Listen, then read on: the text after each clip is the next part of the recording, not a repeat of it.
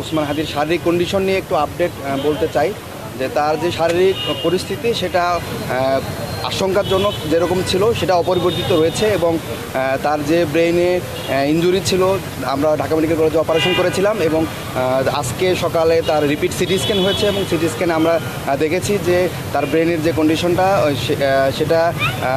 অপরিবর্তিত রয়েছে এবং সেই পরিস্থিতি যে ব্রেনের স্টেমে যে ইনজুরিটা ছিল সেটা মারাত্মকভাবে ক্ষতিগ্রস্ত হয়েছে এবং ব্রেনে ইস্কেমিয়া আমরা দেখেছি যে অক্সিজেন স্বল্পতা যেটা আমরা লক্ষ্য করেছিলাম সেটা আরও প্রমিনেন্ট হয়েছে এবং ব্রেনের যে বিভিন্ন জায়গাতে তার ম্যাসিভ ব্লাড ট্রান্সফিউশনের জন্য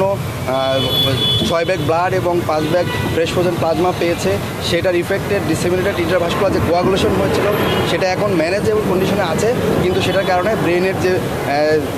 বিভিন্ন জায়গাগুলোতে সেগুলোতে রক্তগুলো জমাট বেঁধে আছে বলে আমরা সিটি স্ক্যানে দেখেছি এবং যে পাশে অপারেশন হয়েছে সেই পাশে ব্রেনটা একটু চাপ দিয়ে ওই পাশে ঠেলে দিচ্ছে এরকম করে আমরা পরিলক্ষিত করেছি এবং ব্রেনের পাশাপাশি তার কিডনি অপারেশনের মধ্যে এবং অপারেশনের আগে খুব ফাংশনিং ছিল না সেটা ফিরে এসেছে এবং সেটার ইউরিন আউটপুট এখনও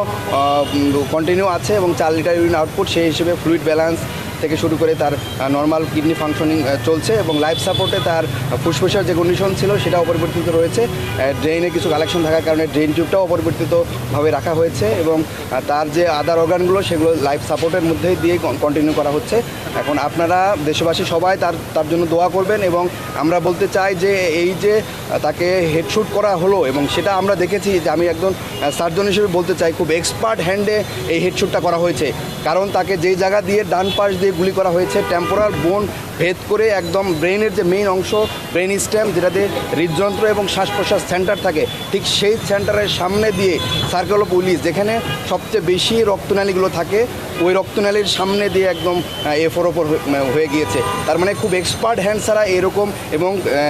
সে যদি অভিজ্ঞ না হয় এই জায়গা দিয়ে গুলি করতে পারে না তো আমরা দেখতে চাই দেশের যে আইন শৃঙ্খলা পরিস্থিতি সেই আইন শৃঙ্খলা পরিস্থিতি এখন পর্যন্ত তাকে গ্রেপ্তার করা সম্ভব হয় নাই এবং আমরা যারা অ্যাক্টিভিস্ট আছি আমরা যারা জুলাইয়ের পক্ষে শক্তি আছি তারা সবাই আমাদের জীবন হুমকির মুখে আছে বলে আমরা মনে করছি এবং আমরা চিন্তা করছি যে দেশের যেই আইন শৃঙ্খলা পরিস্থিতি এই পরিস্থিতিতে আসলে সামনের যে নির্বাচন আছে সেটাকে বানচাল করার জন্য বিভিন্ন পক্ষ এখানে জড়িত আছে আমি দেশের যে স্বরাষ্ট্র উপদেষ্টা সহ যে প্রধান উপদেষ্টা আছে তাদের কাছে আহ্বান জানাচ্ছি যে আপনারা দ্রুততম সময়ের মধ্যে এই আইন শৃঙ্খলা পরিস্থিতি উন্নতি করেন এবং যে অপরাধী তাদেরকে গ্রেপ্তারের আওতায় আনতে হবে এবং তাদেরকে বিচারে এবং দৃশ্যমান বিচারের আওতায় আনতে হবে বলে আমরা মনে করি যদি আপনারা সেটা না করতে পারেন তাহলে আমরা যে জুলাই শক্তিগুলো আছে আমাদের জীবন যে হুমকির মুখে আছে এবং আমাদেরকে কন্টিনিউয়াস ফোন করে বিভিন্ন ইন্ডিয়া থেকে অপরিচিত নাম্বার থেকে ফোন করে আমাদের নাম্বার পাবলিক করে দেওয়া হচ্ছে বিভিন্ন গ্রুপে আমাদের নাম্বারকে দিয়ে দেওয়া হচ্ছে আমাদের পরিবারের আমাদের বাসার লোকেশনগুলো ট্র্যাক করা হচ্ছে আমাদেরকে হুমকি দেওয়া হচ্ছে তো এগুলোর আসলে শেষ কোথায় তীব্রভাবে পর্যবেক্ষণের মধ্যে আছে এবং তার পরিবার তাকে উন্নত চিকিৎসার জন্য হয়তোবা বিভিন্ন জায়গায় নেওয়ার জন্য চেষ্টা করছে তবে সেটা তার পরিবার সিদ্ধান্তটা চূড়ান্ত বলে আমরা মনে করি এবং এখানে যে বোর্ড মেডিকেল বোর্ড সিদ্ধান্ত দিয়েছে যে তাদের শারীরিক অবস্থা অবর্বিত রয়েছে এবং সেটা আশঙ্কাজনক গত 2 দিন যেরকম ছিল ঠিক ওই রকমভাবে আছে সিঙ্গাপুর এবং থাইল্যান্ডের যে হসপিটালগুলোতে তাকে কেস সামারি তার পরিবার পাঠিয়েছে এবং ওই হসপিটালের সাথে হয়তো কথা বলে হসপিটাল অ্যাকসেপ্ট করতে পারে তার পরিবার সিদ্ধান্ত নেবে তখন যে আসলে কোন হসপিটালে তাকে নেওয়া যেতে পারে তবে এটা তার পরিবারের সিদ্ধান্তটা চূড়ান্ত বলে আমরা মনে করি ওই হসপিটালে এখনও ওইভাবে রেসপন্স করা নাই কেস সামারি অ্যানালাইসিস ওরা হয়তো করছে তার পরিবার অফিসিয়ালি তাকে বাইরে নেওয়ার ব্যাপারে সিদ্ধান্ত দিবে আমরা তার পরিবারের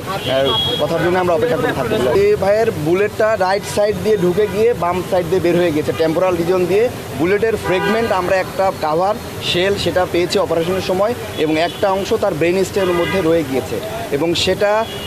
খুব বেশি বুলেট ফ্রেগমেন্ট হয়ে একটা অংশ বাইরে গিয়েছে এবং একটা অংশ ব্রেন স্টেমে রয়ে গেছে এবং একটা শেল বুলেটের কাভার আমরা অপারেশনের সময় বের করতে পেরেছি বিশ্বের সাথে ওয়ার্ল্ড ক্লাস স্ট্যান্ডার্ড তার চিকিৎসাটাই চলছে তো সেটা কনজারভেটিভ ম্যানেজমেন্টে চলছে এবং ফার্দার কোনো সার্জারি লাগবে না বলে আমরা মনে করি তারপরে যদি বোর্ড মনে করে যে না নেক্সট কোনো প্রসিডিউরে যেতে হবে তাহলে সেই বোর্ডের সিদ্ধান্ত অনুসারে সেই প্রসিডিউরে যা পসিবল হবে জিসিএস তার এখনও 3 E1 VT M1 আমরা মেডিকেলের ভাষায় বলি তো জিসিএস যেরকম অপারেশনের আগে ছিল অপারেশনের সময় যেরকম ছিল ঠিক এখনও ওই পর্যায়ে আছে মাথায় যে গুলিটা ফ্রেগমেন্ট হয়ে ভাগ হয়ে একটা অংশ বের হয়ে চলে গিয়েছে আর অল্প ছোট একটা অংশ ব্রেন স্টেমে রয়ে গিয়েছে এবং একটা গুলির কাভারিং আমরা অপারেশনের সময় বের করতে পেরেছি। আমরা রিস্ক বেনিফিট চিন্তা করি, যে জায়গায়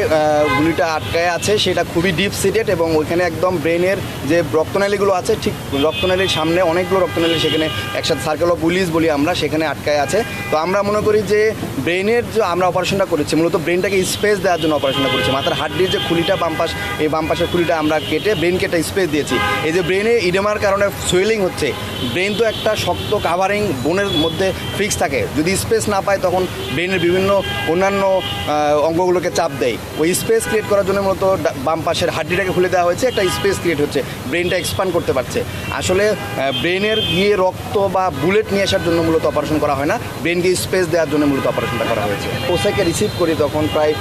2:20 বা 2:30টার মতো বাজে, তখনই সে কার্ডিয়াক অ্যারেস্ট হিসেবে আমাদের এখানে আসে। তখন তাকে 5 সাইকেল সিপিআর দেওয়া হয় এবং সিপিআর দেওয়ার পরে তখন আবার সে কামব্যাক করে এবং তারপর থেকেই সে নরেড্রেনালিন ওষুধের সাপোর্টে সে লাইফ কন্টিনিউ করছে, তার হার্টবিটটা কন্টিনিউ করছে। এখনও নরেড চলছে, তবে প্রথমে শুরুতে যেরকম নরেড বেশি মাত্রায় পাচ্ছিল এখন সেটা কমিয়ে আসছে এবং অল্প পরিমাণ নরেডে সে রেসপন্স করছে এবং তার পালস এবং বিপি এখন পর্যন্ত স্টেবল আছে। পরিবার যদি মনে করে এবং বোর্ড যদি চিন্তা করে তার শারীরিক অবস্থা ফিজিবল, দেন তারা হয়তো মুভ করতে পারে। এটা পরিবারের উপরে আমরা সিদ্ধান্তটা দিই এবং এই সিদ্ধান্তটা তার পরিবারেই জানাবে বলে আমরা মনে করি।